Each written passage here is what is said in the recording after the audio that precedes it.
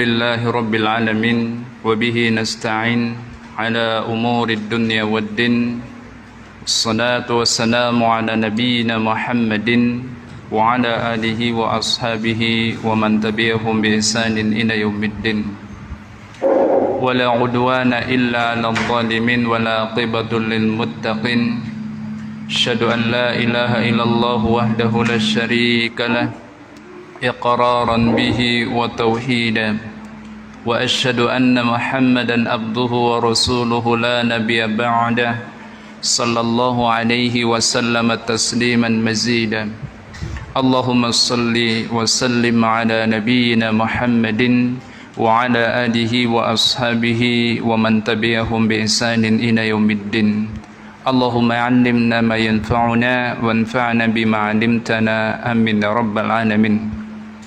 Kaum muslimin dan kaum muslimat yang dimuliakan Allah Subhanahu wa taala, kita bersyukur dan kita memuji Allah Subhanahu wa taala atas limpahan nikmat demi nikmatnya kepada kita semuanya.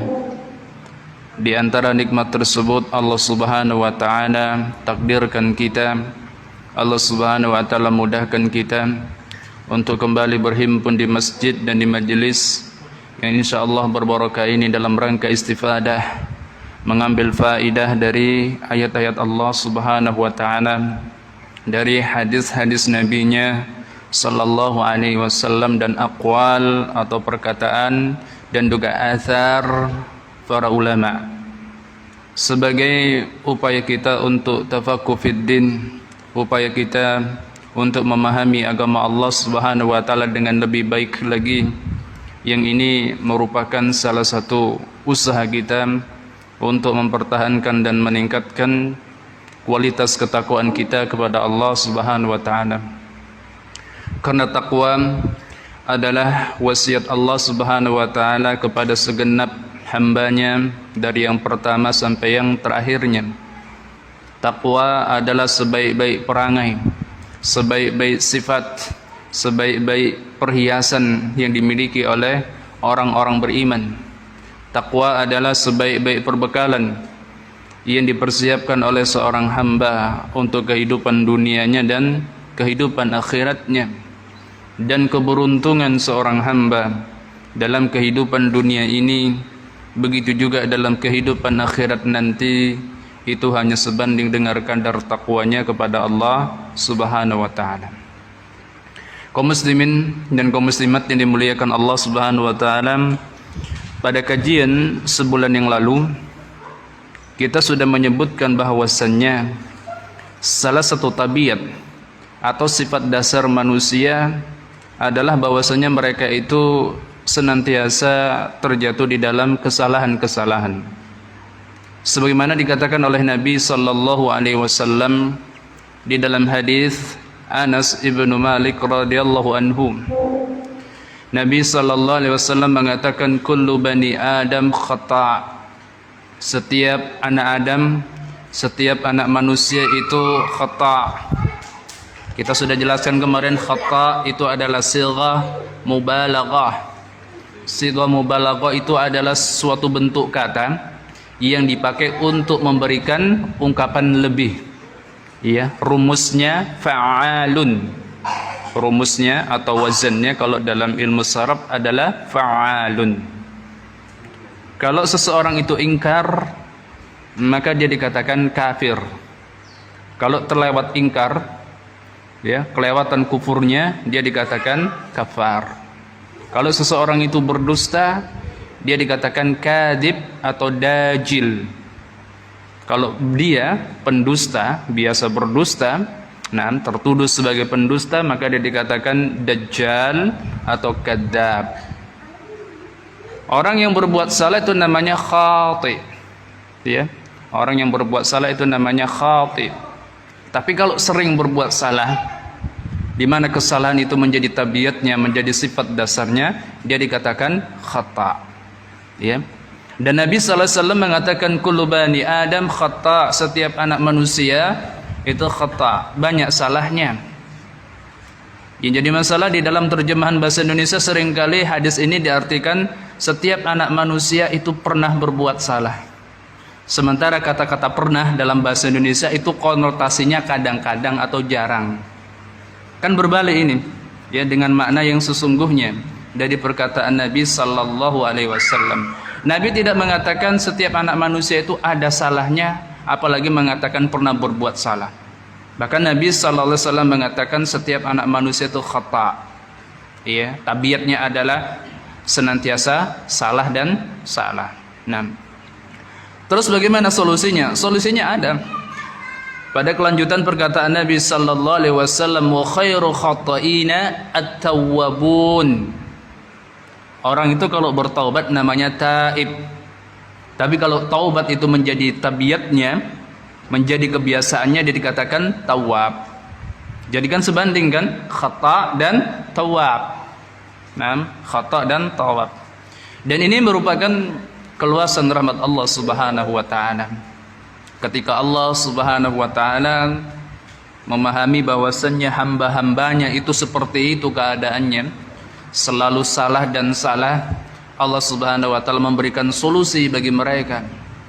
Bahwasannya kalau mereka itu memang benar-benar ingin membersihkan dirinya dari dosa-dosanya, ya, maka dia harus menjadi orang yang juga banyak taubatnya kepada Allah Subhanahu wa taala. Dan hadis ini dikuat dengan hadis qudsi yang diriwayatkan dari jalur Abu Dar Al-Ghifari radhiyallahu anhu, di mana Allah Subhanahu wa taala mengatakan, ya ibadi innakum tukhti'una bil-laili wan-nahari wa ana aghfirudz dzunuba jami'a fastaghfiruni aghfir lakum. Kata Allah Subhanahu wa taala, ya ibadi, wahai hamba-hambaku.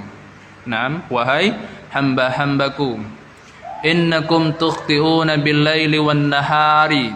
Sesungguhnya kalian itu senantiasa berbuat salah siang hari dan malam hari. Wa ana aghfirudz dzunuba jami'a, dan aku, kata Allah Subhanahu wa taala, adalah zat yang mengampuni dosa-dosa seluruhnya. Ya, Allah Subhanahu wa taala mengatakan jami'a, seluruhnya, tidak ada pengecualian, yang kecil maupun yang besar, termasuk dosa kesyirikan sekalipun, kalau memang pelakunya itu bertaubat kepada Allah Subhanahu wa taala. Dosa syirik itu tidak terampuni kalau dibawa mati, ya, kalau dibawa mati. 6. Fastaghfiruni, oleh karena itu mohon ampunlah kalian kepadaku, aghfir lakum, maka aku atau niscaya aku akan mengampuni kalian.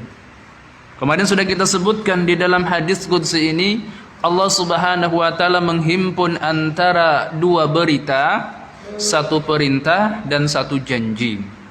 Ya, Allah Subhanahu wa taala menyampaikan dua berita, satu perintah dan satu janji. Beritanya apa? Berita yang pertama, Allah Subhanahu wa taala memberitakan keadaan para hamba, bahwasanya mereka itu senantiasa berbuat salah.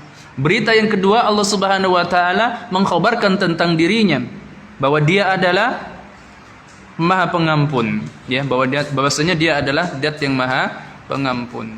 Kemudian perintahnya adalah agar para hamba itu memohon ampun atas dosa-dosanya kepadanya, dan janjinya, janji Allah Subhanahu wa taala adalah bahwasanya Allah Subhanahu wa taala akan mengampuni dosa-dosa mereka.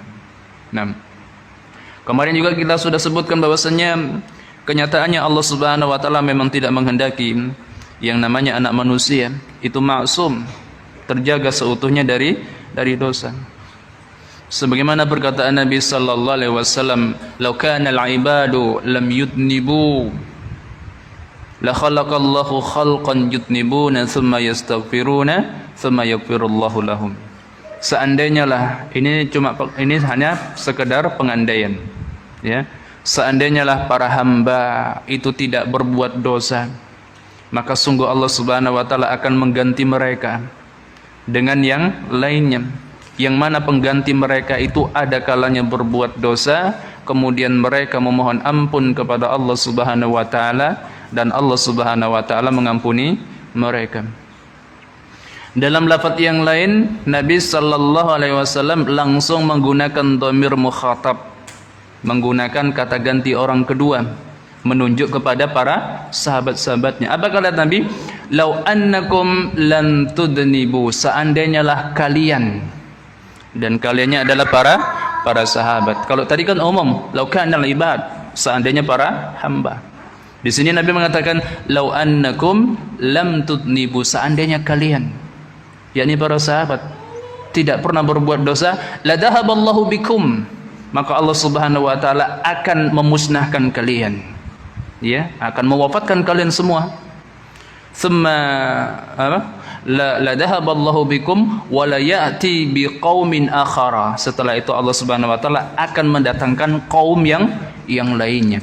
Yudnibuna thumma yastaghfiruna thumma yaghfirullahu lahum, yang mereka ini berbuat dosa, kemudian mereka memohon ampun kepada Allah Subhanahu wa taala, dan kemudian Allah Subhanahu wa taala mengampuni mereka. Tapi ingat ya ikhwah wal akhwat yang dimuliakan Allah Subhanahu wa taala, hadis yang mulia ini bukan berarti peluang bagi kita untuk berbuat kesalahan, ya. Bukan berarti ini adalah peluang apalagi anjuran, sama sekali tidak demikian.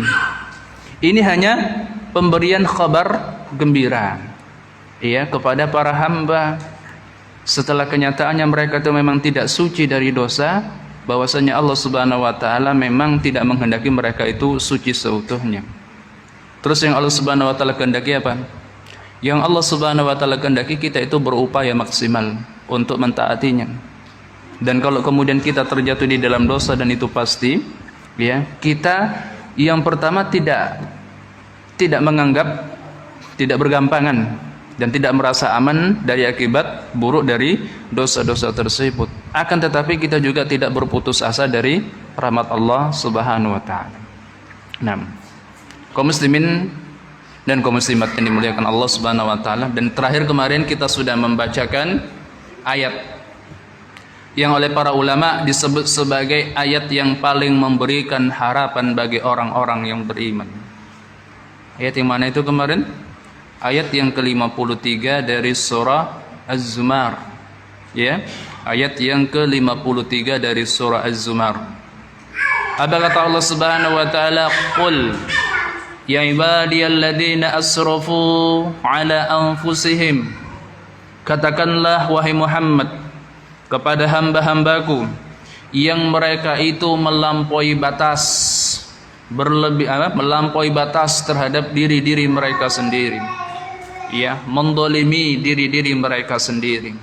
Jadi dosa ya ikhwah wal akhwat itu secara keseluruhan dinamakan sebagai kezaliman. Nah, sehingga seorang hamba itu ketika dia berbuat dosa apapun bentuknya, baik yang terkait dengan hak Allah atau hak hamba, yang kecil maupun yang besar, yang zahir maupun yang batin, hakikatnya dia sedang mendolimi dirinya sendiri. Kenapa demikian? Karena dengan sebab dosanya dia telah menempatkan dirinya pada ancaman azab Allah Subhanahu wa taala. Kita katakan pada ancaman, ya. Kita katakan seseorang itu telah memposisikan dirinya pada ancaman adab Allah Subhanahu wa taala. Karena kan Allah bisa saja mengampuni. Maka kita katakan orang itu kalau berbuat dosa, dia dikatakan mendolimi dirinya karena dia menempatkan dirinya pada ancaman adab Allah Subhanahu wa taala. Berarti dia itu berpotensi mencelakakan dirinya sendiri. Makanya dia dikatakan mendolimi dirinya. Qul ya ibadiyalladzina asrafu ala anfusihim, katakan wahai Muhammad kepada hamba-hambaku yang mereka itu melampaui batas terhadap diri-diri mereka sendiri, mendolimi diri-diri mereka sendiri dengan sebab dosa-dosanya, la taqnatu min rahmatillah. Apa yang harus dikatakan oleh Muhammad sallallahu alaihi wasallam kepada orang-orang beriman? La taqnatu min rahmatillah. Janganlah kalian itu berputus asa dari rahmat Allah. Ini penting untuk disampaikan oleh Nabi sallallahu alaihi wasallam kepada orang-orang beriman agar mereka tidak berputus asa. Agar mereka tidak berputus asa. Karena orang-orang yang bertakwa itu memiliki rasa takut yang luar biasa terhadap adab Allah Subhanahu wa taala. Maka rasa takutnya ini harus diimbangi dengan berita gembira dari Rabb mereka. Nah, kalau bagi kita sih tidak seberapa, ya. Berita kayak begini kayaknya biasa-biasa saja. Akan tetapi bagi orang-orang yang bertakwa, ini adalah berita yang benar-benar mereka butuhkan. Lagi pula tadi di awal ayat Allah Subhanahu wa taala membuka perkataannya dengan kata perintah, qul, katakanlah wahai Muhammad. Ya, katakanlah wahai Muhammad. Perintah dari Allah Subhanahu wa taala kepada nabinya sallallahu alaihi wasallam. Padahal Al-Qur'an itu dari yang pertama sampai yang terakhir kan wajib disampaikan oleh nabi kan? Wajib disampaikan oleh nabi. Maka pada sebagian ayat Allah Subhanahu wa taala membuka perkataannya dengan kata perintah kepada Nabi kita sallallahu alaihi wasallam untuk menyampaikan apa yang Allah wahyukan kepada anak manusia. Padahal kalau tidak diperintah seperti itu pun tetap wajib disampaikan. Itu kan artinya apa yang disebutkan oleh Allah setelahnya, setelah kata perintah untuk menyampaikan itu sesuatu yang besar. Seperti masalah larangan untuk berbuat syirik dan perintah untuk berbakti kepada orang tua. Apa kata Allah Subhanahu wa taala? Qul ta'alau. Katakan wahai Muhammad kepada anak manusia, ta'alau, kemarilah kalian. Atlu alaikum ma harrama alaikum rabbukum. Aku bacakan kepada kalian apa yang diharamkan oleh Rabb kalian untuk kalian. Lah kalau tidak dibuka dengan kata-kata qul tadi tetap saja ya. Ini apa yang diharamkan oleh Allah Subhanahu wa taala pada kata berikutnya itu tetap wajib disampaikan. Ketika Allah Subhanahu wa taala membuka ayatnya dengan kata perintah kepada nabinya untuk menyampaikan, padahal nabi memang wajib menyampaikan, berarti apa yang setelahnya itu adalah sesuatu yang sangat penting. Qul, katakan wahai Muhammad, ta'alau, kemari kalian. Atlu alaikum ma harrama rabbukum ma harrama rabbukum. Aku sampaikan atau akan aku bacakan kepada kalian apa yang diharamkan oleh Rabb kalian untuk kalian. Alla ta'budu illa iyyahu wa bil walidaini ihsana. Jangan kalian beribadah kecuali kepada Allah Subhanahu wa taala dan berbuat baiklah kalian kepada kedua orang tua. Dan surah Az-Zumar ayat yang ke-53 konteksnya sama. Dibuka dengan kata perintah. Nah, qul, kata Allah tadi, qul ya ibadiyalladzina asrafu ala anfusihim la taqnatu min rahmatillah. Katakanlah wahai Muhammad kepada hamba-hambaku yang mereka itu melampaui batas terhadap diri-diri mereka sendiri, la taqnatu min rahmatillah. Janganlah kalian berputus asa terhadap rahmat Allah. Dan rahmat yang dimaksud di sini adalah ampunan. Buktinya apa? Lanjutannya, innallaha yaghfirud dzunuba jami'a. Karena sesungguhnya Allah Subhanahu wa taala itu mengampuni dosa-dosa seluruhnya. Tadi larangan untuk berputus asa dari rahmat Allah. Setelah itu Allah memberitakan bahwa Dia itu mengampuni dosa-dosa seluruhnya. Berarti rahmat yang kita dilarang berputus asa darinya adalah ampunan Allah Subhanahu wa taala. Innahu tawwabur rahim. Sesungguhnya Allah Azza wa Jalla adalah Dat yang Maha penerima taubat dan Maha penyayang. Iya, kaum muslimin dan kaum muslimat yang dimuliakan Allah Subhanahu wa taala. Ada seseorang yang kehilangan anggota keluarganya yang sangat dicintainya, kemudian dia tenggelam di dalam kesedihan. Iya, tenggelam di dalam kesedihan melampaui batas-batas kewajaran. Itu kan membuat dia lemah kan? Itu membuat dia lemah jiwanya, lemah jasadnya. Nah, maka begitu juga orang-orang beriman, seandainya tidak ada berita gembira dari Allah Subhanahu wa taala tentang keluasan ampunannya, ini akan membuat mereka terjatuh di dalam keterputusasaan, membuat mereka itu lemah jiwanya dan juga raganya. Nah, maka dikatakan oleh para ulama, ayat ini adalah ayat yang paling memberikan harapan bagi orang-orang yang beriman. Kaum muslimin dan kaum muslimat yang dimuliakan Allah Subhanahu wa taala, itu yang kemarin kita sebutkan ya pada kajian sebulan yang lalu. Dan untuk kajian kita kali ini kita akan melanjutkan tentang bahaya daripada dosa dan maksiat. Sebelum kita melangkah ke sana, perlu disebutkan di sini bahwasanya dosa anak manusia itu terlalu banyak. Ya. Dosa-dosa anak manusia itu terlalu banyak.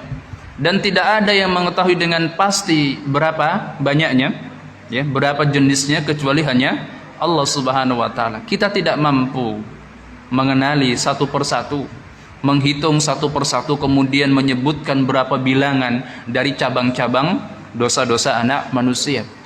Dosa anak manusia itu terlalu banyak. Dan Al-Imam Ibnul Qayyim rahimahullah itu membagi-bagi dosa anak manusia dengan 4 cara pembagian. Ya. Beliau itu membagi dosa-dosa anak manusia dengan 4 cara pembagian. Kemudian nanti insya Allah akan kita tambahkan dengan 1 model pembagian dari Al-Imam Sufyan Ibnu Uyainah. Nah, kita sebutkan dulu pembagian dosa anak manusia, ya, dari penuturan Al-Imam Ibnul Qayyim Az-Zawjiyah. Beliau mengatakan inna dhunuba bi'tibari ila masdariha tanqasimu ila qismain. Beliau mengatakan dosa-dosa anak manusia itu kalau dilihat dari masdarnya, sumbernya, asal usulnya itu terbagi menjadi 2. Ya. Dosa anak manusia dilihat dari sumbernya atau asal usulnya itu terbagi menjadi 2. Minha matasduru min tarkil ma'murat wa minha matasduru min irtikabil manhiyat. Bagian yang pertama adalah dosa yang diakibatkan meninggalkan perintah, meninggalkan kewajiban. Ya. Ini bagian yang pertama. Sedangkan bagian yang kedua, matasduru min irtikabil manhiyat. Bagian yang kedua adalah dosa-dosa yang bersumber dengan sebab melanggar larangan-larangan Allah Subhanahu wa taala. Iya. Ini dosa kalau dilihat dari sumbernya atau asal usulnya. Mungkin karena melalaikan kewajiban-kewajiban, mungkin juga karena meninggalkan melanggar larangan-larangan. Maksudnya seseorang itu berbuat dosa, ya, mungkin karena dia meninggalkan kewajiban yang disyariatkan, mungkin karena dia melanggar larangan yang dilarang di dalam syariat Allah Subhanahu wa taala.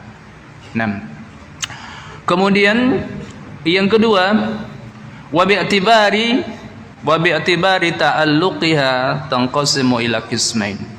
Yang kedua, dosa-dosa anak manusia itu kalau dilihat dari sisi keterkaitannya, kalau tadi dari sisi dari sumbernya, ya, asal usulnya. Sekarang dari sisi keterkaitannya juga terbagi menjadi 2. Minha ma tata'allaq bihaqqin min huquqillah wa minha ma tata'allaq bihaqqin min huquqil ibad.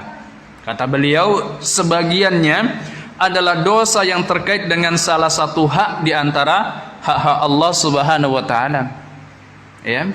Pelanggaran terhadap salah satu hak dari hak-hak Allah Subhanahu wa taala. Dan sebagiannya adalah yang terkait dengan salah satu hak di antara hak sesama hamba. Ya.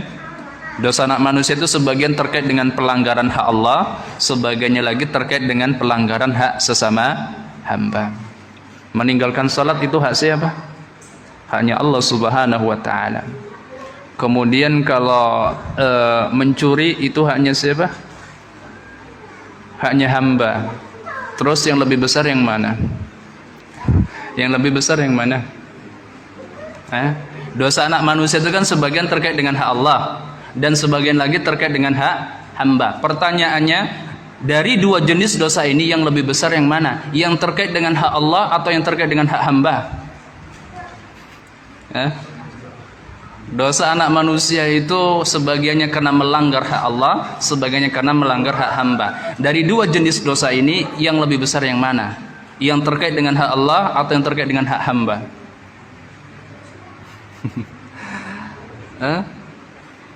Yang lebih besar yang terkait dengan hak Allah. Karena hak Allah Subhanahu wa taala itu lebih agung, lebih besar dibandingkan dengan hak para hamba. Apa mungkin kita menyamakan hak Allah dengan hak para hamba? Enggak mungkin.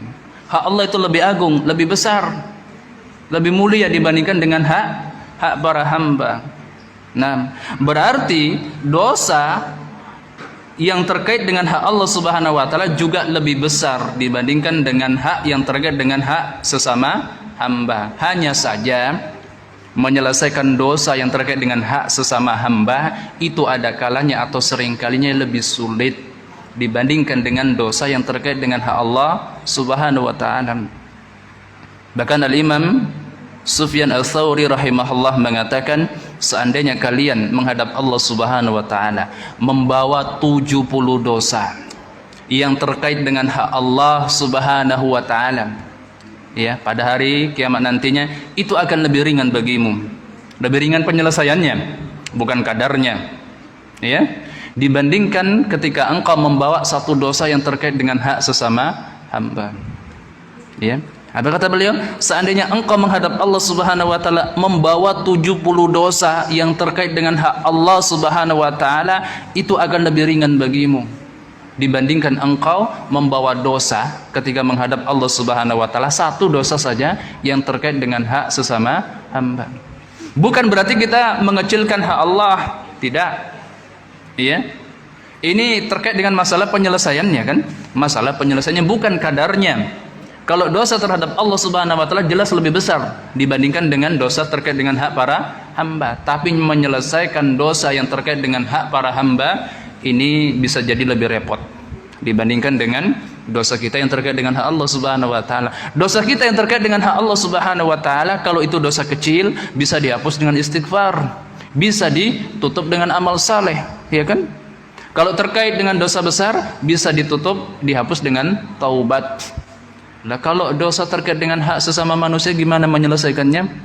Ya kita harus meminta untuk dihalalkan. Kan ribet itu urusannya. Nah, ribet urusannya. Jadi jangan disalahpahami ya bahwasanya perkataan Al-Imam Sufyan Ats-Tsauri ini kita kemudian menganggap bergampangan berbuat dosa kepada Allah, atau bahwasanya hak Allah itu lebih diremehkan dibandingkan dengan hak sesama hamba. Ini hanya untuk urusan penyelesaiannya. Nah, ya kalau 70 dosa yang terkait dengan hak Allah Subhanahu wa taala luar biasa itu banyaknya. Dibandingkan dengan tanda kutip hanya satu dosa yang terkait dengan hak hamba. 70 banding 1. Hak Allah dibandingkan dengan hak makhluk. Enggak sebanding itu sebenarnya. Tapi di sini yang ditegaskan oleh Imam Sufyan Ats-Tsauri, ketika dosa ini dibawa menghadap Allah, ya, ketika dosa ini dibawa menghadap Allah, ya, kita menghadap Allah, kita berbuat salah terhadap haknya, ada negosiasi dengan Allah Subhanahu wa taala di sana kan. Adapun dengan hak para hamba kalau sudah sampai ke bawah di akhirat, yaitu harus diselesaikan. Makanya Nabi sallallahu alaihi wasallam mengatakan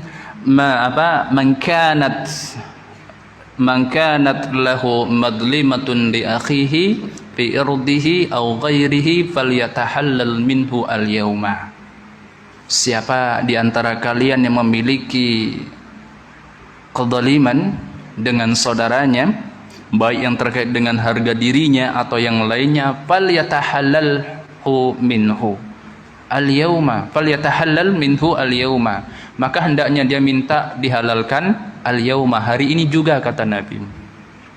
Nam qabla alla yakuna dinarun wala dirhamun, sebelum datang suatu hari yang pada hari tersebut tidak lagi berlaku dinar dan dirham. Man kanat lahu amalun salihun ukhida li sahibihi. Yang terjadi juga kalau seseorang itu memiliki pahala amal saleh, akan diambil pahalanya untuk diberikan kepada saudaranya yang dia telah berbuat dolim kepadanya. Wa man lam takun lahu hasanatun, dan barang siapa yang tidak memiliki kebaikan-kebaikan, ukhida min khataya sahibihi faturihat alaihi faturiha finnar, maka diambillah dosa-dosa orang yang dia telah berbuat dolim kepadanya, kemudian dipikulkan kepadanya, setelah itu dia dilemparkan ke neraka. Ya. Ini pembagian kedua. Dosa anak manusia dilihat dari sisi keterkaitannya.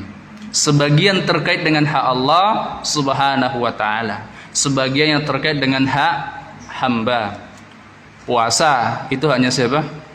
Hanya Allah. Salat hanya Allah. Ya. Kemudian haji juga hanya Allah.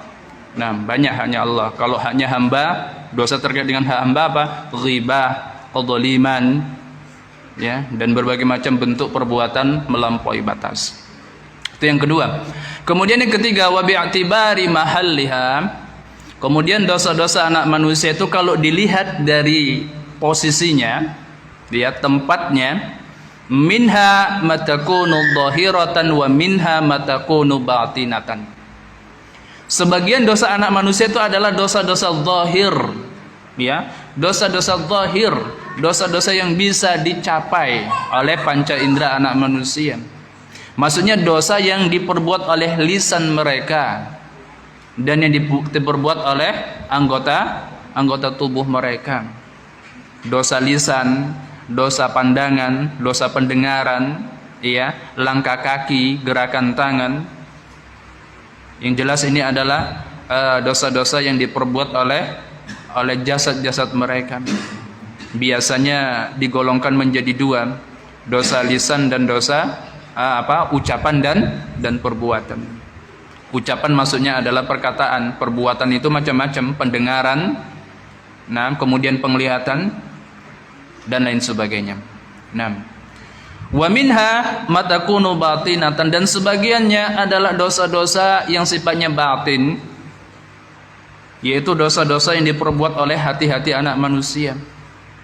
Jadi manusia itu berbuat dosa bukan hanya karena lisannya dan anggota badannya, bukan hanya karena zahirnya.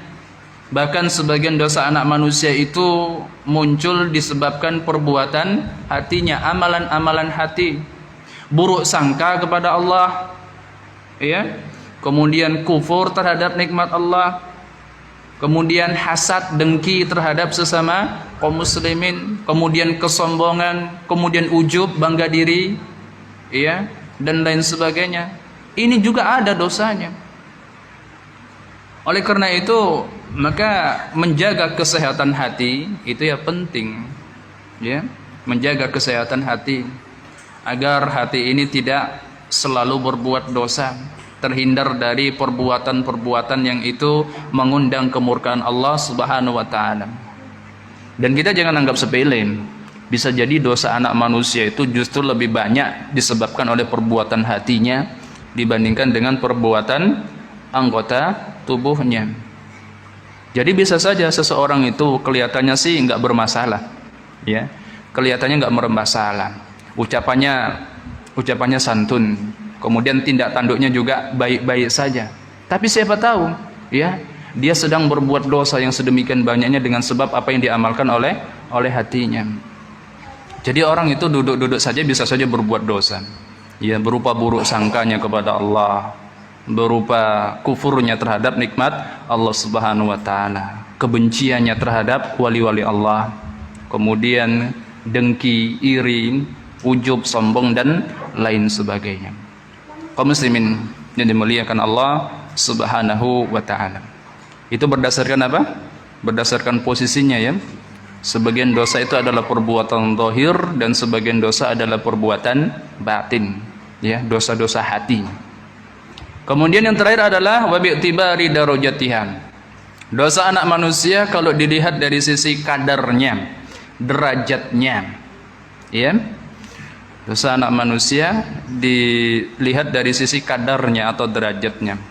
Faminha matakunu kabiratan wa minha matakunu saghiratan. Sebagian adalah dosa yang di dalam syariat itu disebut sebagai dosa besar, dan sebagiannya adalah dosa yang di dalam syariat itu dinamakan sebagai dosa kecil.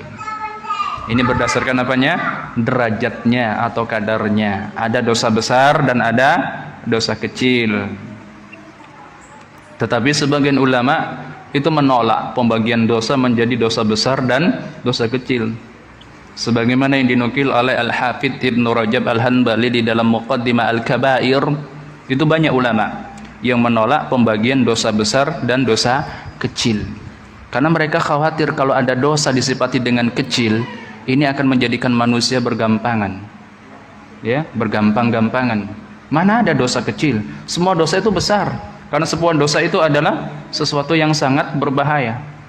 Nah, mereka yang berpendapat demikian diantaranya berpatokan dengan perkataan Ali ibn Abi Thalib, di mana Ali ibn Abi Thalib pernah mengatakan, la tandur ila sigharil khati'ah walakin undur man asaitah. Jangan kalian lihat pada Jangan engkau lihat pada kecilnya kesalahan. Jangan kalian lihat pada kecilnya maksiat, tetapi lihatlah kepada siapa kalian berbuat maksiat. Nah, maka bisa dikompromikan sebenarnya.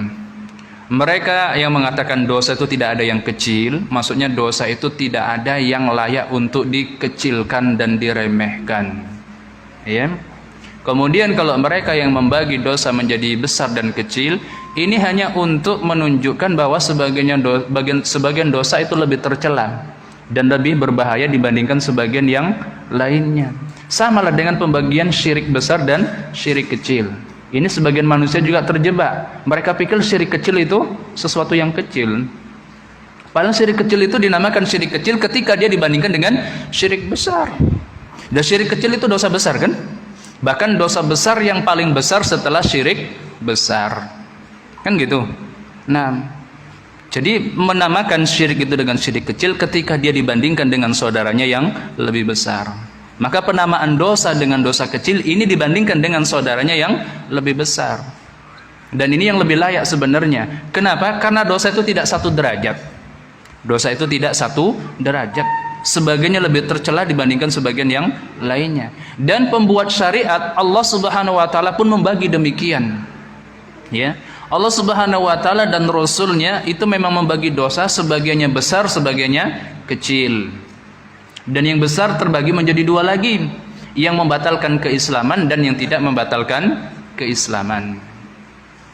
Apa dalilnya? Dalilnya diantaranya adalah firman Allah Subhanahu wa taala di dalam surah An-Nisa ayat yang ke-31. Apa kata Allah Subhanahu wa taala? In tajtanibu kaba'ira ma tunhauna anhu. Kata Allah Subhanahu wa taala, in tajtanibu, seandainya kalian menjauhi kaba'ira, ya, yang besar-besar. Yang besar-besar apa? Ma tunhauna anhu, yang besar-besar dari apa yang dilarang untuk kalian. Apa kata Allah? Seandainya kalian menjauhi yang besar-besar dari apa yang kalian dilarang darinya. Berarti kalian menjauhi dosa-dosa besar kan? Apa janji kata Allah? Nukaffir ankum sayyiatikum, maka kami akan memaafkan kesalahan-kesalahan kalian. Kesalahan yang mana ini? Kesalahan yang mana? Yang kecil kan? Kan kata Allah, kalau kalian menjauhi yang besar-besar dari yang telah dilarang untuk kalian, maka kami akan mengampuni kesalahan-kesalahan kalian. Berarti yang diampuni adalah dosa-dosa kecil, karena syaratnya dosa besar dijauhi. Nah, nukaffir ankum sayyiatikum wa nudkhilkum mudkhalan karima. Dan kelak akan kami masukkan kalian ke tempat masuk yang baik, tempat kembali yang baik. Maksudnya surga Allah Subhanahu wa taala. Nah, kemudian di dalam surah An-Najm apa kata Allah Subhanahu wa taala? Lillahi ma fis samawati wa ma fil ard. Milik Allah apa yang ada di langit dan apa yang ada di bumi. Linajziyal ladzina asa'u bima amilu. Agar kami memberikan balasan kepada orang-orang yang berbuat kejelekan sesuai dengan apa yang telah diperbuatnya. Wa najziyal ladzina ahsanu bil husna, dan agar kami memberikan balasan kepada orang-orang yang telah berbuat kebaikan bil husna. Husna itu isim tabdil. Naam, hasanah jadi husna. Kalau hasanah itu artinya baik, kalau husna itu yang terbaik. Maksudnya Allah Subhanahu wa taala itu akan memberi balasan kepada orang-orang yang berbuat baik dengan balasan yang lebih baik dari apa yang telah diamalkannya. Dan ada kalanya kata-kata al-husna maksudnya di sini adalah surga. Nah, milik Allah apa yang ada di langit dan apa yang ada di bumi, agar kami memberikan balasan kepada orang-orang yang berbuat kejelekan sesuai dengan apa yang telah diamalkannya, dan agar kami memberikan balasan kepada orang-orang yang berbuat kebaikan dengan sesuatu yang lebih baik dari apa yang telah diamalkannya, yakni surga dengan seluruh kenikmatannya. Siapa mereka? Alladzina yajtanibuna kaba'iral ismi, yaitu orang-orang yang menjauhi kaba'iral ismi, dosa-dosa besar, illal lamam, kecuali yang kecil-kecil yang mereka memang tidak bisa luput seutuhnya. Berarti kan memang Allah Subhanahu wa taala itu membagi dosa, ada yang besar dan ada yang kecil. Dan Nabi sallallahu alaihi wasallam mengatakan as-salawatul khamsu, salat yang 5 waktu, wal jumu'atu ilal jumu'ati, kemudian satu Jumat ke Jumat berikutnya, war ramadhanu ila ramadhana, satu Ramadan ke Ramadan tahun berikutnya, mukaffiratun, adalah penghapus ya dosa-dosa mabainahuma, antara keduanya. Jadi salat asar sampai salat zuhur sampai salat asar itu adalah penghapus dosa yang terjadi di antara keduanya. Satu Jumat dengan Jumat berikutnya, kemudian satu Ramadan dengan Ramadan berikutnya, tapi ada syaratnya. Idza ujtunibat al-kaba'ir, apabila dosa-dosa besar dijauhi. Itu syaratnya, syaratnya yang berat. Ya kalau cuma menjaga dosa besar antara zuhur sampai asar mungkin gampang ya. Ba'da zuhur tidur sampai asar. Insyaallah ya, bisalah dosa besar dijauhi. Tapi kalau satu Jumat sampai Jumat berikutnya, apalagi satu Ramadan dengan Ramadan berikutnya, ya tidak berbuat dosa besar sama sekali. Nah, itu dijamin oleh Allah Subhanahu wa taala melalui lisan Rasulnya. Dosa-dosa kecil yang terjadi di antara 2 salat, 2 Jumat dan 2 Ramadan itu diampuni oleh Allah Subhanahu wa taala. Kalau dosa besarnya dijauhi. Nah, ini yang susah kan, menjauhi dosa besarnya. Itu berarti dosa besar itu sendiri tidak termasuk yang diampuni. Nah, maka kalau ada ayat-ayat Al-Qur'an dan hadis-hadis Nabi sallallahu alaihi wasallam dengan suatu amalan seseorang itu dijanjikan pengampunan dosa, ya, maka kita harus paham dosa yang dijanjikan akan diampuni dengan sebab suatu amalan, amal saleh, ya, itu hanya dosa kecil saja. Adapun dosa-dosa besar hanya dihapus dengan taubat secara khusus untuk dosa tersebut. Nah, kaum muslimin dan kaum muslimat yang dimuliakan Allah Subhanahu wa taala. Itu ya 4 kategori pembagian dosa menurut Al-Imam Ibnul Qayyim Az-Zawjiyah. Pertama, dilihat dari sumbernya, ada yang disebabkan karena meninggalkan perintah dan ada yang disebabkan karena melanggar larangan. Kemudian dilihat dari sisi keterkaitannya, sebagian adalah dosa yang terkait dengan hak Allah Subhanahu wa taala dan sebagainya yang terkait dengan hak sesama hamba. Dilihat dari posisinya, ada yang merupakan dosa-dosa zahir dan ada yang merupakan dosa-dosa batin. Dan dilihat dari derajatnya, ada yang termasuk dosa-dosa besar dan ada yang termasuk dosa-dosa kecil. Kemudian tadi sudah disebutkan ada satu lagi yang tidak disebutkan oleh Al-Imam Ibnul Qayyim, yaitu pembagian dosa anak manusia ditinjau dari sisi motifnya, faktor pendorongnya, ya, faktor pendorongnya, penggerak, ya, atau biang keladi dari perbuatan dosa tersebut yang menunggangi anak manusia sehingga dia berbuat dosa. Dan sudah kita sebutkan sebenarnya 3 bulan yang lalu dari perkataan Al-Imam Sufyan ibnu Uyainah. Beliau mengatakan dosa anak manusia itu dilihat dari apanya? Penggeraknya, ya, motifnya yang menunggangi sehingga manusia kok sampai berbuat dosa itu terbagi menjadi 2. Minha matakunu fis syahwah wa minha matakunu fil kibar. Sebagiannya adalah karena mengikuti syahwat, mengikuti hawa nafsu. Wa minha matakunu fi kibarin, dan sebagiannya adalah karena kesombongan, keangkuhan, kecongkakan. Apa kata beliau? Man kanat maksiyatuhu fi syahwatin farju lahu at-taubah. Siapa yang berbuat maksiat karena syahwat, karena memperturutkan hawa nafsunya, maka orang yang seperti ini keadaannya masih sangat diharapkan akan bertaubat, dan taubatnya juga sangat diharapkan akan diterima oleh Allah Subhanahu wa taala. Kenapa? Fa inna Adama 'asa rabbah, karena dahulu ayah kita Adam itu bermaksiat kepada Rabbnya. Ngapain? Mendekati pohon larangan. Fastaghfara mustahiyan. Dan itu semata-mata karena syahwat, karena dorongan hawa nafsunya, ingin menyenangkan istrinya, Ya, dan juga karena terbuai dengan janji dari iblis. Karena iblis sudah datang kepada keduanya dan mengatakan kalau bahwasanya dia adalah nasihun amin, penasehat yang bisa dipercaya. Makan kalian dari pohon tersebut maka kalian akan kekal di surga selama-lamanya. Makanya pohonnya juga disebut dengan pohon khuld. Khuldun itu artinya abadi. Berarti syajaratul khuldi artinya pohon keabadian. Ini kan syahwat kan? Ingin nyenengin istrinya, ingin hidup abadi di surga. Syahwat itu. Fa inna Adama asa rabba mustahiyan. Karena dahulu Adam alaihissalam itu bermaksiat kepada Rabbnya, kepada Allah Subhanahu wa taala, mustahiyan, karena syahwatnya, karena dorongan hawa nafsunya. Fastaghfara faghfarahullahu, kemudian dia meminta ampun kepada Allah Subhanahu wa taala dan Allah pun mengampuninya.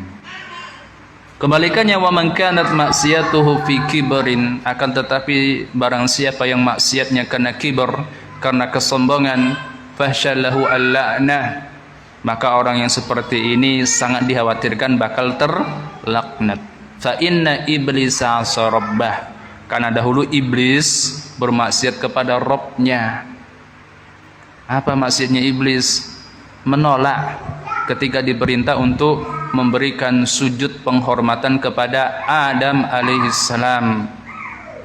Ya, dulu di syariat umat-umat terdahulu sujud itu terbagi menjadi dua. Ada sujud ibadah dan ada sujud takrim.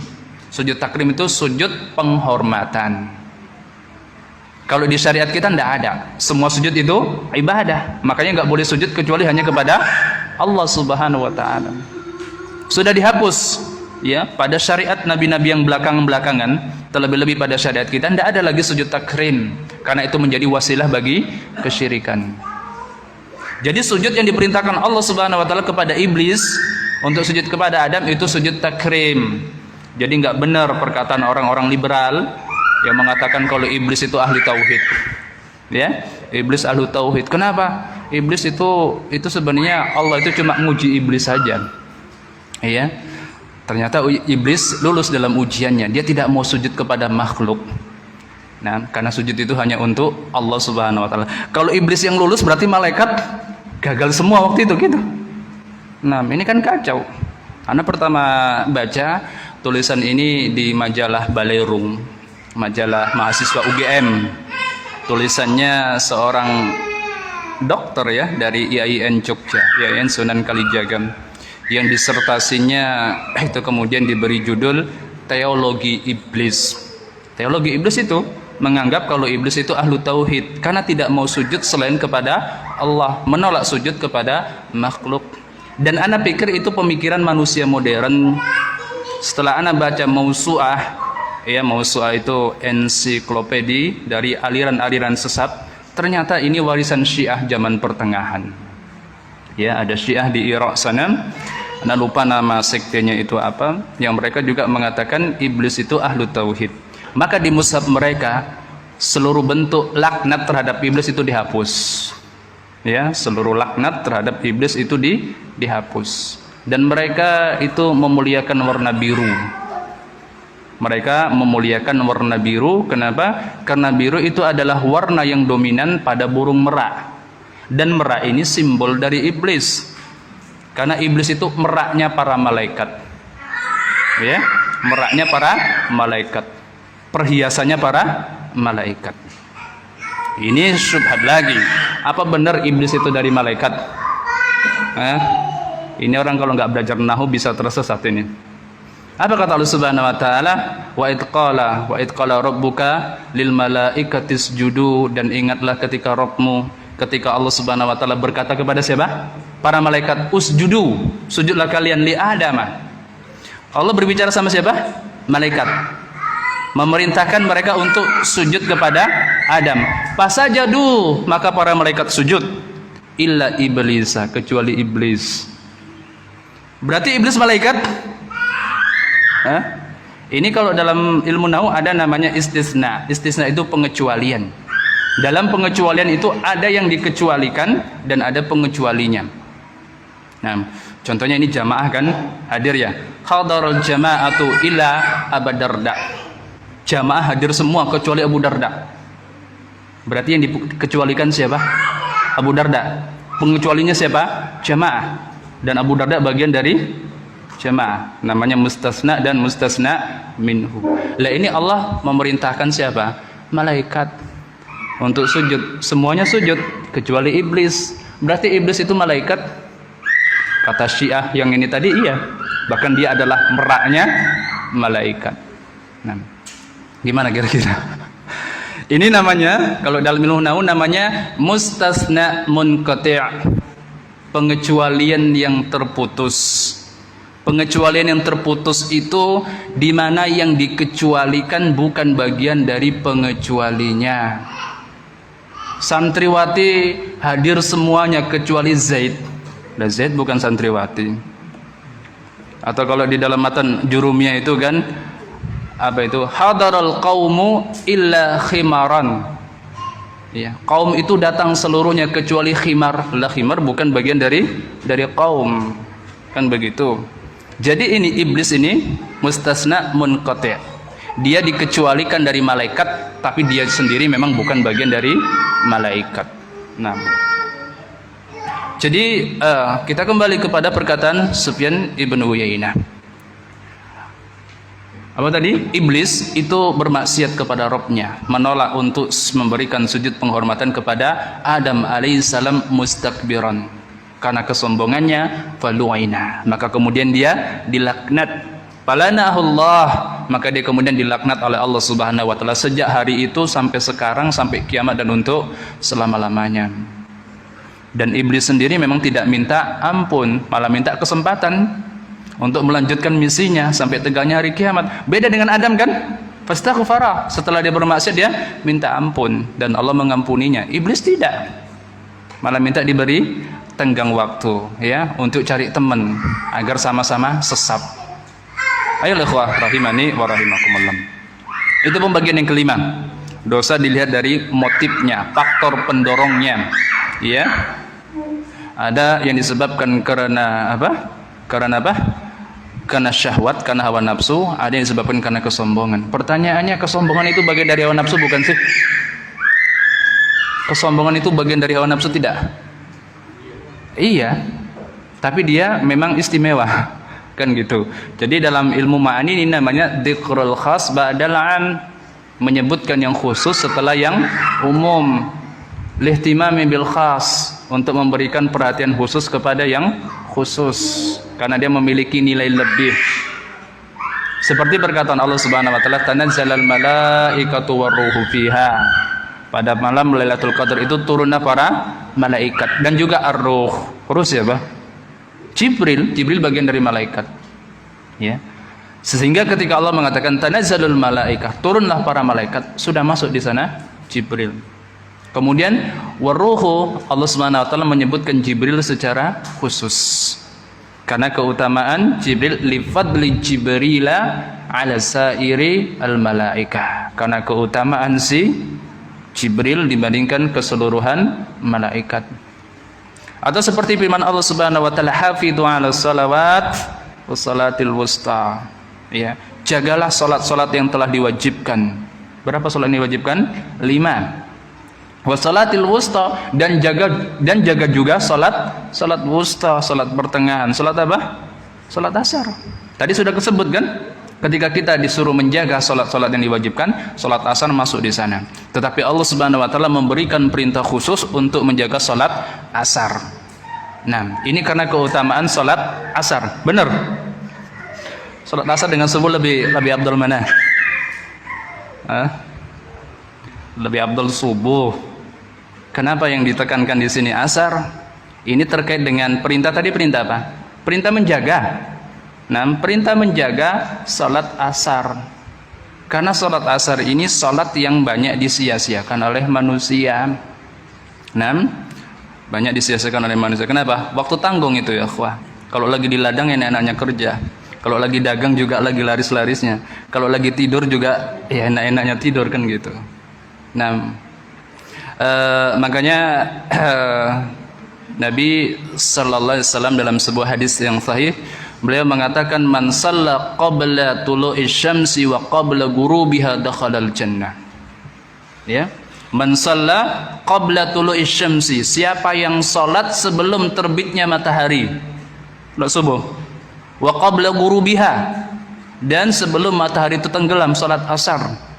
Maksudnya siapa yang menjaga salat subuh dan salat asar, dakhalal jannah, dia bakal masuk surga. Nah, dia bakal masuk surga. Dan terkait dengan salat asar, Al-Imam An-Nawawi di dalam Majmu' Syarah Al-Muhaddab beliau mengatakan ijtama'al ulama ala tahrimi ta'khiri salatil asri hatta isfirari syamsi. Para ulama bersepakat haramnya mengundur atau menunda salat asar sampai matahari berwarna kuning. Ya. Bila udrin, tanpa udur. Kalau ada udurnya tidak masalah. Ya. Ijtama'a al-ulama, para ulama sepakat ala tahrimi ta'khiri salatil asri. Ya, sepakat dalam hal apa? Haramnya mengakhirkan salat asar hatta isfirari syamsi, sampai merahnya matahari bila udrin, tanpa udur. Dalilnya apa? Dalilnya hadis Anas ibnu Malik. Ketika suatu hari Rasulullah beliau bertanya kepada Nabi tentang seseorang yang salat asar setelah langit atau matahari berwarna merah. Apa kata Nabi? Hiya salatul munafiq. Itu salatnya orang munafik. Karena di dalam riwayat lain Nabi mengatakan orang-orang munafik itu kalau matahari sudah merah mereka mematuk 4 kali ke bumi. Jadi nggak boleh mengakhirkan salat asar sampai matahari itu berwarna kuning kecuali karena udur. Nah, kecuali karena udur. Ketika Ibnu Mas'ud radhiyallahu anhu bertanya kepada Nabi sallallahu alaihi wasallam tentang amalan apa yang paling dicintai oleh Allah, antum pernah dengar kan? Amalan apa yang paling dicintai oleh Allah? Apa kata Nabi sallallahu alaihi wasallam yang pertama? As-salatu ala waqtiha. Amalan yang paling dicintai oleh Allah. Ini bagi orang-orang yang bertauhid ya.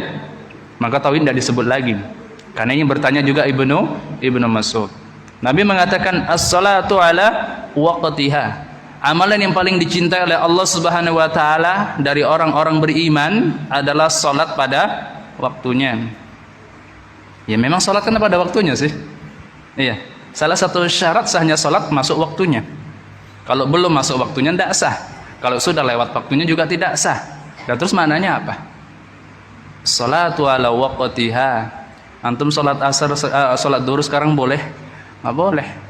Belum masuk waktunya. Kemudian kalau udah jam 5 boleh? Nggak boleh, udah lewat waktunya. Ya salat kan memang pada waktunya. Tetapi Nabi mengatakan amalan yang paling dicintai oleh Allah Subhanahu wa taala ada as-salatu ala waqtiha. Salat pada waktunya. Maknanya apa sih? Maknanya ada 2. Ya, sebagaimana diterangkan oleh para ulama. Yang pertama, salat pada waktunya itu adalah yang pertama salat di awal waktu. Naam, salat di awal waktu. Pertanyaannya kapan seseorang itu dikatakan salat di awal waktu? Ini sebagian orang-orang awam dari kalangan kaum muslimin setelah mengetahui bahwasannya amal yang paling dicintai oleh Allah adalah salat pada waktunya, dan makna salat pada waktunya adalah salat di awal waktu, mereka terburu-buru. Ya, mereka terburu-buru, enggak ada jeda antara adzan dan iqamah. Apa yang dimaksud dengan salat di awal waktu?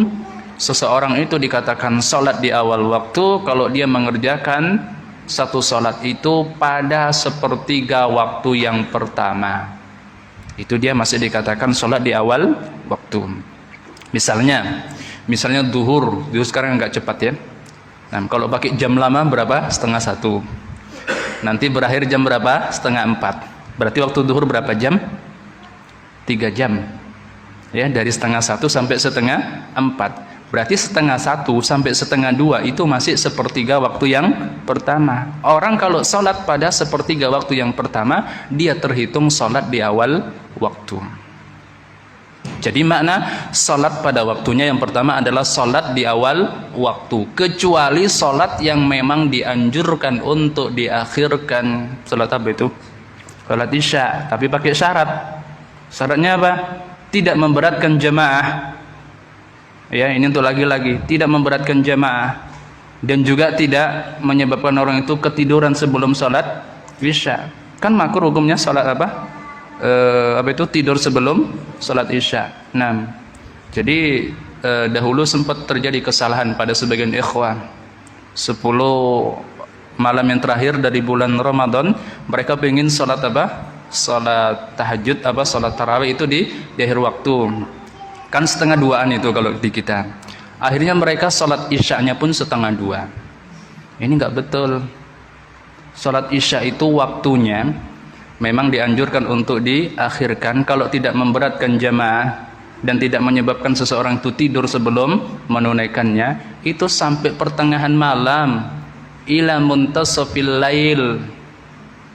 Gak boleh lewat. Kalau lewat itu udah waktu untuk mengqadha bagi orang yang memang memiliki udzur. Jadi antum kalau mau sholat taraweh di 10 hari yang terakhir bulan Ramadan jam 2, jam 3 silahkan saja, tapi sholat Isya-nya itu jangan lewat tengah malam, ya, jangan lewat tengah malam. Ini makna yang pertama, sholat pada waktunya. Makna yang kedua, tidak mengeluarkan, tidak mengerjakan sholat keluar dari waktunya kecuali karena udzur syar'i. Berarti kalau udzur syar'i boleh kan? Boleh. Misalnya safar, kemudian dia menjamak sholatnya, jamak takhir. Berarti kan sholat sholat duhur dikerjakan di luar waktunya. Ini karena udzur. Ya, ini makna kedua, sholat pada waktunya, tidak menundanya sampai keluar dari waktunya kecuali karena udzur syar'i. Dan di sini ada kaidah fiqhiyah yang ringkas tapi insya Allah bermanfaat. Kata para ulama, ini tentang ketentuan menjamak dan mengqasar. Ya, menjamak dan mengqasar. Kata para ulama, al-jam'u lil hajah wal qasru lis safar. Boleh menjamak karena ada hajat dan boleh mengqasar karena safar. Ya, boleh menjamak karena ada hajat, ada keperluan. Keperluan itu macam-macam. Mungkin sakit, seperti orang tua yang sudah pakai pampers, itu kalau harus sholat setiap waktu itu akan repot bagi dirinya dan bagi yang mengurusinya, maka dia boleh menjamak. Atau dalam keadaan hujan, ya, atau ada hal-hal yang menyibukkan, yang luar biasa, berarti ada hajat. Jadi boleh menjamak itu karena hajat. Kemudian boleh mengqasar karena safar. Kalau ana mau berangkat ke Medan ini, sudah masuk waktu duhur, ana sholat di sini 4 rakaat. Ana boleh menjamaknya dengan asar? Bolehlah, ada hajat buru-buru ini menjamaknya. Ini waktu zuhur, ana sholat zuhur, dan setelah zuhur ana mau ke Medan ini, boleh dijamak? Boleh, ada hajat. Diqasar boleh? Nggak boleh, belum safar. Berarti jamaknya tanpa qasar, ya, jamaknya tanpa qasar, jamaknya sempurna 4 dan 4. Lah kalau ana sudah sampai Medan, ya, kemudian sampai sana maghrib, kemudian boleh ana jamak dengan isya? Boleh, boleh kan? Boleh dijamak dan isyanya boleh diqasar? Boleh, karena ada hajat dan ada safar. Nah, ada hajat dan ada safar. Dulu ana waktu masih kuliah di Jogja sama Abu Albani, tahu menjamak nggak tahu mengqasar. Jadi kami sholat itu, ya, kalau pas berhenti di rumah makan waktu asar atau waktu duhur, sholatnya 8 rakaat, ya, sholatnya 8 rakaat, dan itu risikonya apa ya, bisa ketinggalan mobil. Jadi sebelum sholat di kamar mandi kan antri itu, kamar mandi antri, jadi ya pesan nasi bungkus dulu. Pesan nasi bungkus. Nah, itu ya, karena tidak mengetahui keringanan-keringanan di dalam syariat. Alhamdulillah rahimani wa rahimakumullah, sudah tepat 1 jam ya. Dari 4 macam pembagian dosa tadi, kemudian kemarin di Manggala ada yang bertanya begini, Ustaz, sekarang pertanyaannya, dosa meninggalkan perintah dengan dosa melanggar larangan, ini lebih besar mana? Dosa meninggalkan perintah dengan melanggar larangan, ini lebih besar mana? Lebih besar mana? Dosa meninggalkan perintah dengan dosa melanggar larangan lebih besar mana? Pakai kaidah-kaidah yang tadi kita sebutkan. Nah, lebih besar dosa meninggalkan perintah. Kenapa? Meninggalkan perintah itu secara umum karena kesombongan. Sementara melanggar larangan itu secara umum karena syahwat. Orang mencuri kenapa itu? Syahwat. Orang tidak sholat kenapa? Kesombongan kan? Kesombongan. Nah, lah kesombongan kan syahwat juga, Ustaz. Iya, memang betul. Kan tadi kita sudah sebutkan, ya. Jadi kalau syahwat itu belum tentu kesombongan, tapi kalau kesombongan itu udah pasti bagian dari syahwat, bahkan itu adalah puncak dari syahwat. Jadi jelas dosa meninggalkan perintah itu lebih besar dibandingkan dosa melanggar larangan. Karena melanggar larangan-larangan ini biasanya motifnya, ya, faktor pendorongnya adalah syahwat. Sementara apa tadi? Meninggalkan perintah itu karena kesombongan. Nah, ikhwah rahimani wa rahimakumullah, itu muqaddimah tentang pembagian dosa-dosa anak manusia. Kita belum berbicara tentang akibat buruk dari dosa-dosa anak manusia. Bisa Anda sebutkan di sini pengantarnya. Al-Imam Ibn Al-Qayyim Az-Zawjiyah rahimahullah mengatakan ad-dunubu tudnibun ni'man ni'matan ni'matan hatta taslaba ni'ma kullaha. Apa kata beliau? Ad-dunub, dosa-dosa itu tudhibun ni'amah, itu akan merenggut kenikmatan demi kenikmatan dari pelakunya. Ni'matan satu demi satu diambilnya, hatta taslaba kullaha, dan pada akhirnya bisa saja dia merenggut seluruhnya. Kenikmatan di sini umum, baik berupa kebaikan dunia maupun kebaikan agama. Kalau orang berbuat dosa dunianya nggak berkurang, bukan berarti tidak ada nikmat yang dicabut darinya. Ada, apa itu? Tidak bisa merasakan lezatnya beribadah kepada Allah Subhanahu wa taala. Hati yang tidak sensitif terhadap dosa dan seterusnya, ini juga nikmat. Nah, jadi kata beliau ad-dunubu tudnibu an-ni'amah. Dosa-dosa itu merenggut kenikmatan-kenikmatan yang ada pada si hamba pelakunya, nikmatan satu per satu, hatta taslaba ni'ama kullaha, dan ujung-ujungnya dia rampas seluruhnya. Nah, mungkin itu yang bisa disampaikan pada kesempatan kali ini, mudah-mudahan bermanfaat, ya. Ana berbicara seperti ini bukan ana juga udah paten kali di dalam menjauhi dosa-dosa, tidak, ya kan? Nah, tetapi memang kehidupan dunia ini terlalu melalaikan, sehingga setiap kita itu butuh untuk senantiasa diingatkan, termasuk para dai juga, nggak ada bedanya. Maka seorang dai itu ketika dia mengingatkan manusia tentang hak Allah Subhanahu wa taala, dia harus meniatkan peringatan tersebut untuk dirinya sendiri, ya, untuk dirinya sendiri, baru setelah itu dia harapkan manfaatnya untuk saudara-saudaranya. Jangan dibalik, ya. Jadi antum jangan protes, ini pembahasannya takwa dosa, kayak yang nyampaikan udah paten kali gitu kan. Tapi kalaupun antum protes ya enggak apa-apa, enggak ada masalah. Nah, ya, kalau ada yang perlu didiskusikan disilakan.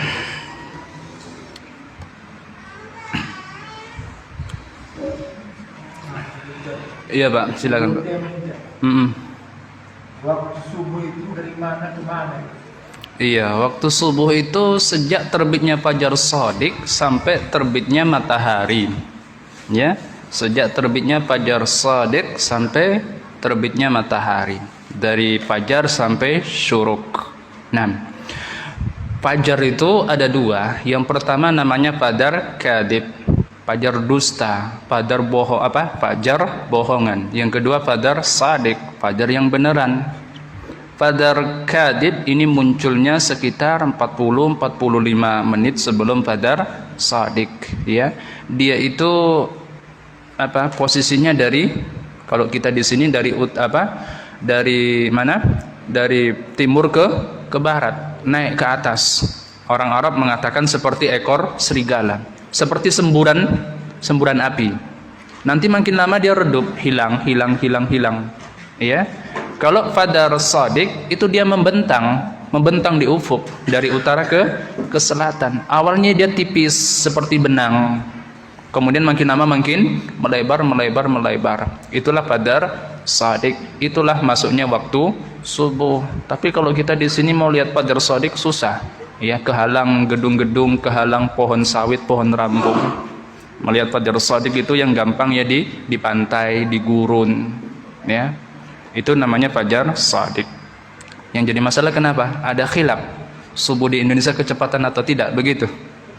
Nah, kalau itu ya di sini khilaf. Kalau mau dibahas juga nggak ada selesainya. Jadi kalau antum itu berpendapat bahwasannya jadwal yang sudah dibuat oleh pemerintah itu sudah pas, ya silakan antum sholat bersama kaum muslimin.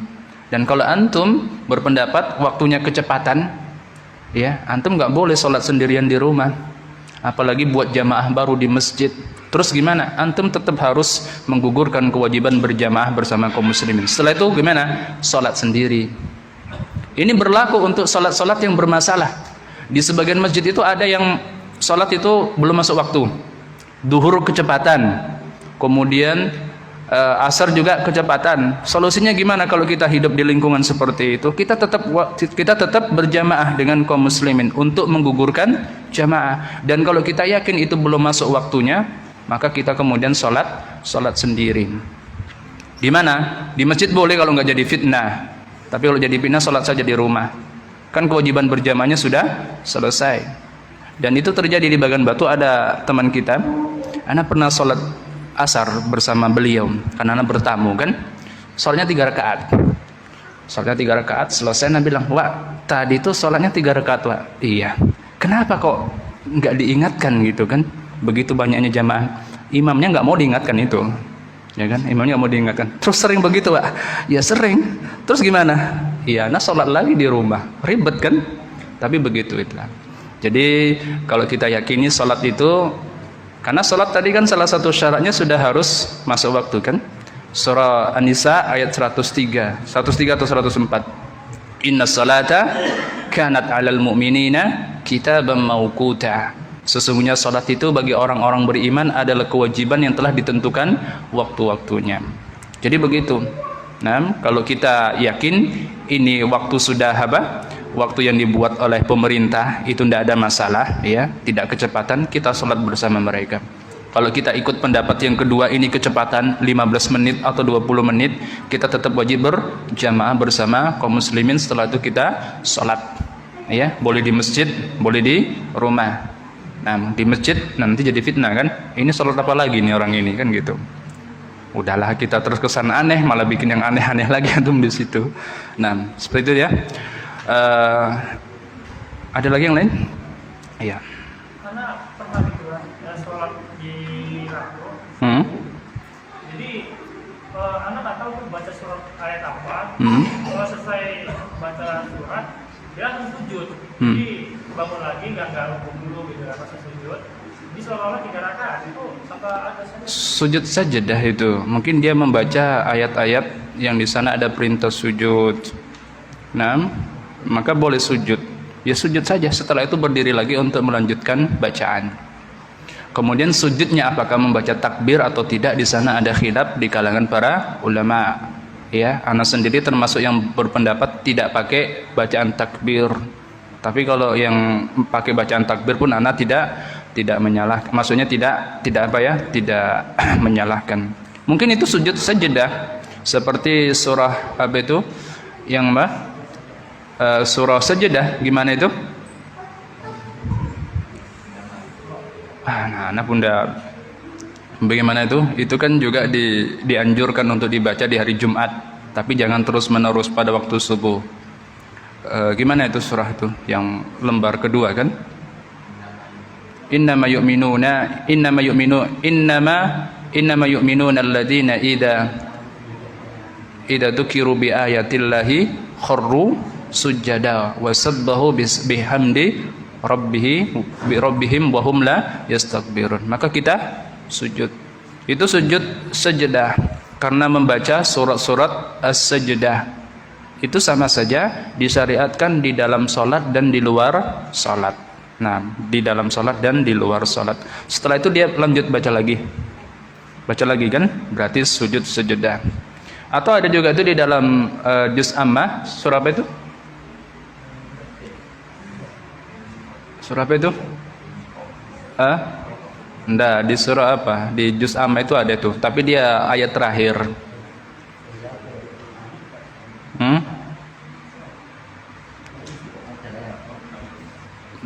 Surah apa itu? atau insyiqaq atau apa? Fasjudu waqtarib. Tapi itu agak janggal. Kenapa? Udah habis bacaannya. Jadi sujud, habis itu berdiri langsung ruku. Nah, tapi itu tidak salah. Ya, itu tidak salah. Nah, Allah Ta'ala alam. Sudah? Ya, Pak. Kalau anak dari Tangga Payung, anak mau kemarin batu nih, apakah sudah sampai bisa menjangkau kotor tadi? Apa namanya? Begitulah. Iya. Jadi masalah safar ini ada khilaf di antara para ulama. Nah, safar itu jaraknya seberapa? Kalau Syekh bin Baz itu memilih jarak 80 km. Ya, 80 km. Kemudian akan tetapi kalau kita bahas lebih lanjut masalah safar ini, menentukan hukum di dalam agama itu dengan 3 hakikat. Yang pertama namanya hakikat syariah. Hakikat syariat itu sesuatu yang disebutkan di dalam dalil. Yang kedua namanya hakikat lughawiyah, hakikat secara bahasa. Kalau dalil-dalil syariat itu tidak memberikan penegasan, maka kita kembalikan kepada makna bahasanya. Dan kalau ternyata hakikat lughawiyah juga tidak ada, maka terakhir pakai hakikat urfiyah, dikembalikan kepada kebiasaan masyarakat setempat. Pertanyaannya, jarak safar ini ada enggak hakikat syariahnya?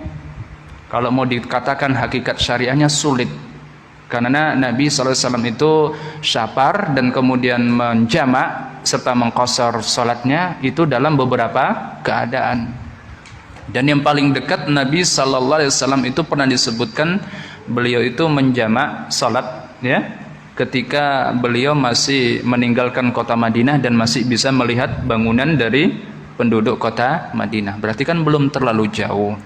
Maka kalau anak pribadi cenderung kepada yang mengatakan safar ini dikembalikan kepada hakikat urfiyah, ya, bukan kepada hakikat syariat, karena tidak ada ketegasan di sana, tidak bisa dipastikan.